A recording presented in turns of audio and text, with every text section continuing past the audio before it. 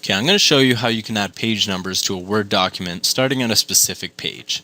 So I have an example of the end result here where I have a title page with no numbers, I have a table of contents with no numbering, and then with my introduction there's a page number of 1 and the next page is 2, 3, and so on. So what you need to do for this is scroll down to that page that you want the numbering to start on. And you're just going to click right at the very beginning of the page. Then go to the Page Layout tab and then over to Breaks and then down to Next Page.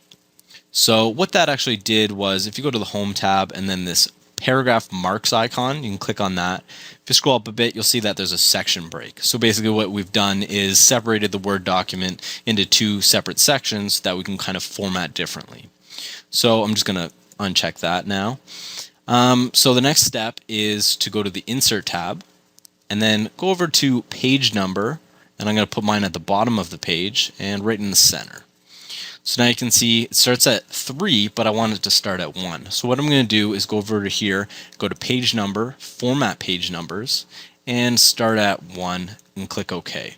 So the next step is to uncheck or unlink the page that you're on and the page before it. So just click this link to previous, just click it once and you'll see that it's unhighlighted now. So now you can scroll up. And this is my table of contents page, and I don't want any numbering on here. So at the very bottom of the footer, I'm just going to highlight this 2 and hit delete on my keyboard.